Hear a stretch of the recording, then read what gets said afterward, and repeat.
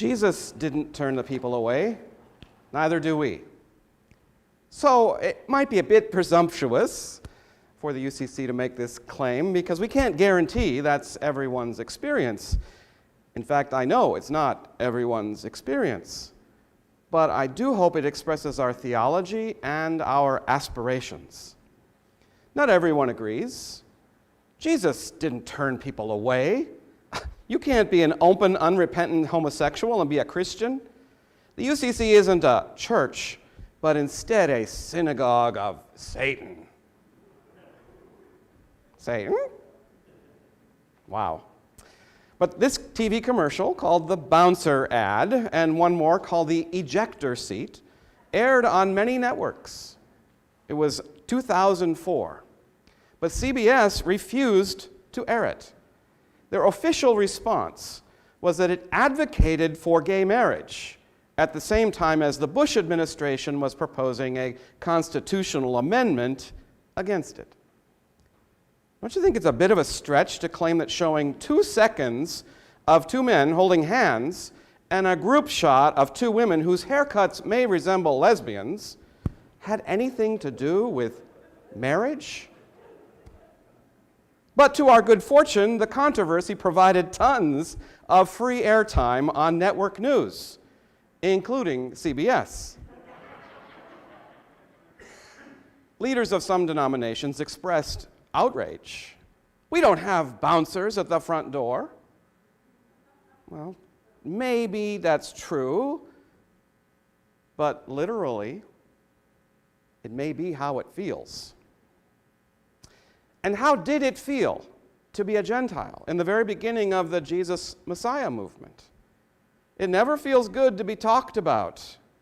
In fact, it feels terrible to be blamed for creating controversy when all you want is to be included.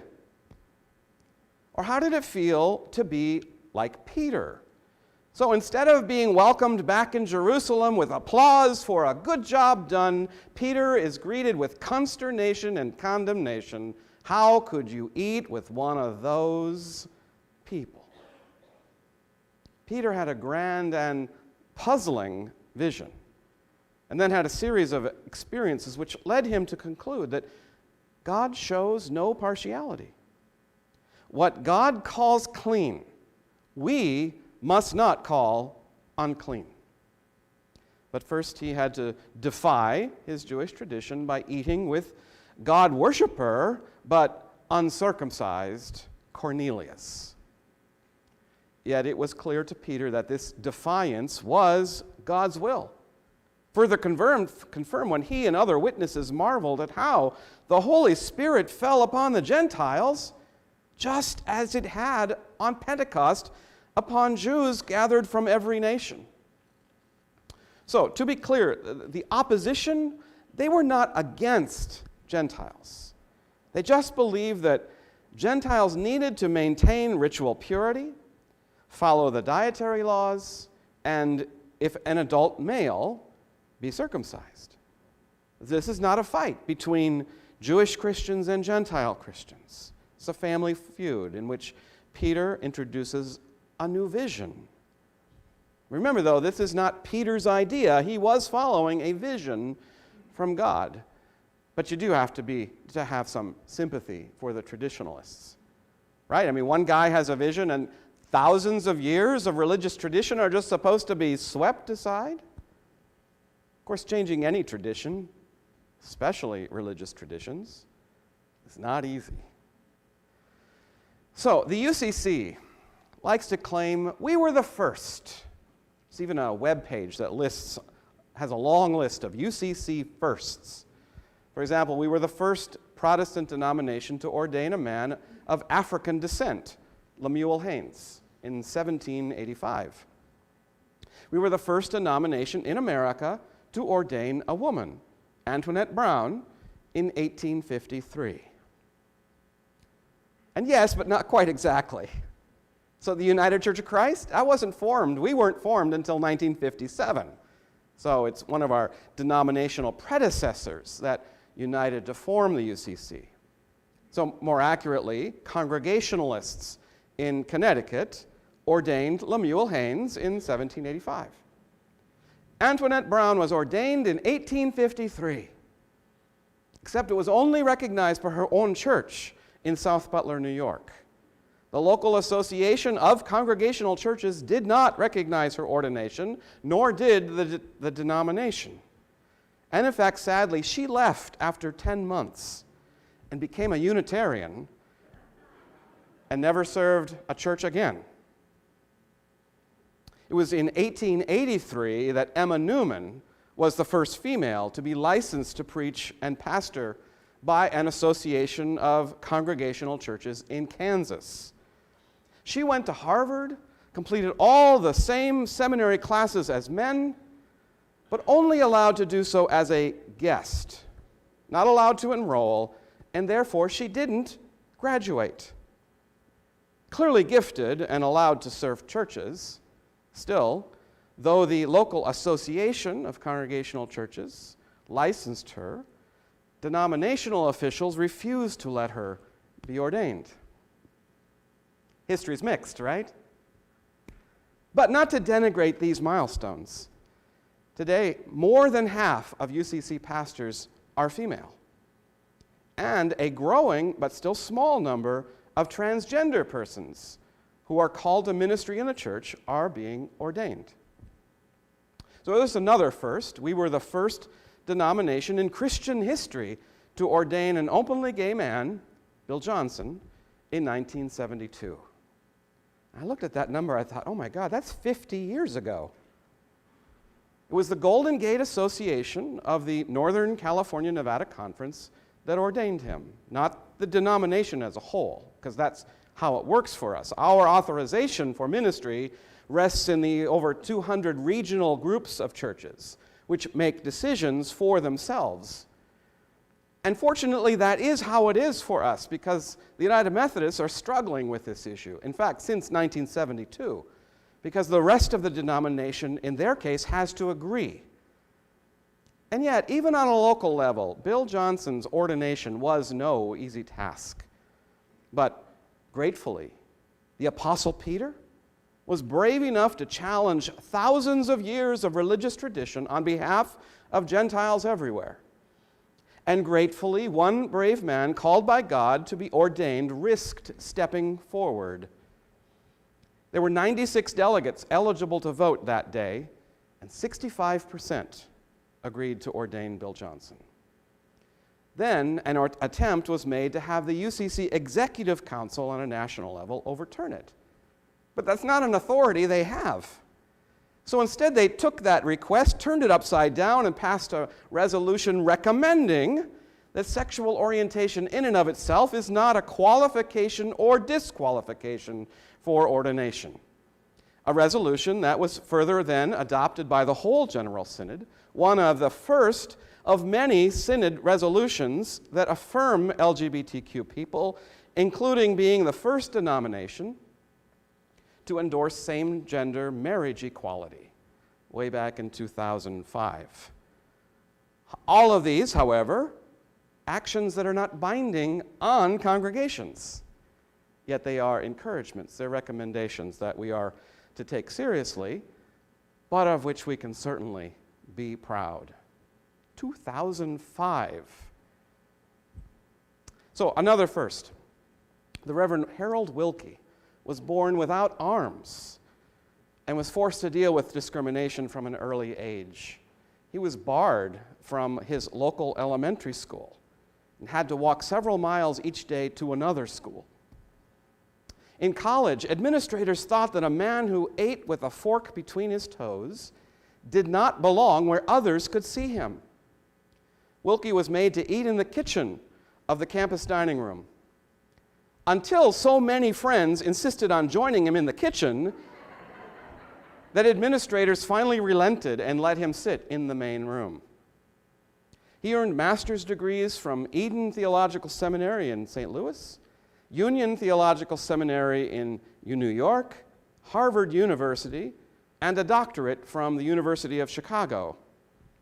Now, he felt called to ministry, but sadly, not in a shining moment of bravery, the hierarchy of one of our predecessor denominations, the Evangelical and Reformed Church, discouraged him from seeking ordination. But he persisted, and he was ordained in 1939, but only after demonstrating that he could conduct the rites of the church as well as a person without disabilities. He served as a pastor, college and hospital chaplain, and became nationally known as a tireless advocate with people with disabilities. And in 1990, he was recognized for this role by the White House when he was invited to the ceremony for the signing of the Americans with Disabilities Act. While President George H.W. Bush was signing the bill, he handed out ceremonial pens. You've seen that happen. But since Harold had no arms, the president didn't know what to do with Wilkie's pen. But to his surprise, Harold quickly removed his shoe, stuck out his foot, took the pen between his toes, and slipped it into his shoe. And later, while sitting next to First Lady Barbara Bush, he used his toes to put the pen in his coat pocket, to a roar of approval from the assembled guests. God called, and Reverend Wilkie pushed the boundaries and opened the door for many more UCC ministers with disabilities that followed him. So as I mentioned last week, among our first, Congregationalists opened Oberlin College to raise up men and women who would eliminate slavery. It was the first college in America to admit women. Congregationalists opened the American School for the Deaf in Hartford, Connecticut, which became Gallaudet University, that began a movement that transformed the possibilities of millions of hearing-impaired persons. Now, these actions didn't happen because they were all unanimous decisions, but because persistent and faithful people listened to the Spirit. And when we can all get out of the way and resist long-standing prejudices and open ourselves to new revelation, we who oppose one thing one day may just find ourselves praising God the next, just like those leaders in Jerusalem. One of my favorite buttons says, "The UCC isn't radical, we're just early." That's such a great line. I want to make sure you heard that. We're not radical, we're just early. And it may sound like bragging, but it does affirm the bravery of our ancestors. And these are the kinds of things we want to teach and encourage in our children and youth. This is why programs with children and youth are so important. The church actually changes lives through our engagement. And if we would only act as though that were true. Well, this week, one of my confirmation students graduated from law school. As I'd done many times, at the end of 8th grade, we went to the Pine Ridge Indian Reservation for a week. It's hard work, history, cultural immersion, and transformation. Daniel was so affected, he went back with the church group 2 more times and then went on his own to work in the summers. When he graduated from high school, he went to college only to drop out a few months later. He returned to the reservation for 2 more years before ultimately deciding what to do with his life. He would go to law school and focus on the very native issues that were first introduced to him in church. He wants to change the world, and I have no doubt that he will. I speak with him on Facebook Messenger every once in a while, and he keeps saying, it was you in the church that changed the trajectory of my life. That's why it's so important that we embrace as a congregation our ministry with children, youth, and families. And we're beginning the process right now of embracing that as a congregation and learning what it is that the students themselves, parents and guardians, as well as our church leaders, want to do to make that happen. So it was in the book of Acts, written 2,000 years ago, that Peter acted on God's vision. So it wasn't his idea that the church should widen its welcome for those to belong, those people. But pushing against the boundaries, those who wished to be baptized were now welcome just as they were, not because of something they changed. And in every age, we're called to keep doing the same. Mission Hills UCC didn't become open and affirming to LGBTQ people because you thought it was a good idea. You followed God's vision, laid out 2,000 years ago in the book of Acts, and acted it first by Peter. You were following God's vision, for it was God who called the brave people in this congregation today and the saints who have gone before to widen this welcome. And in the name of Christ and with the power of the Spirit, we're called to keep pushing at the edge of inclusion. And here's the ejector ad.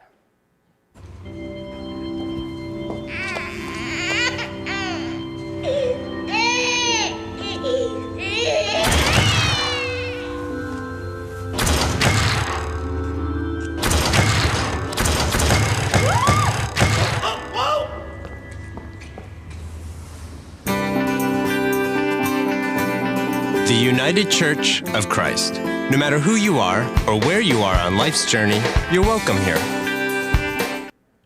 Amen. Let's stand and sing.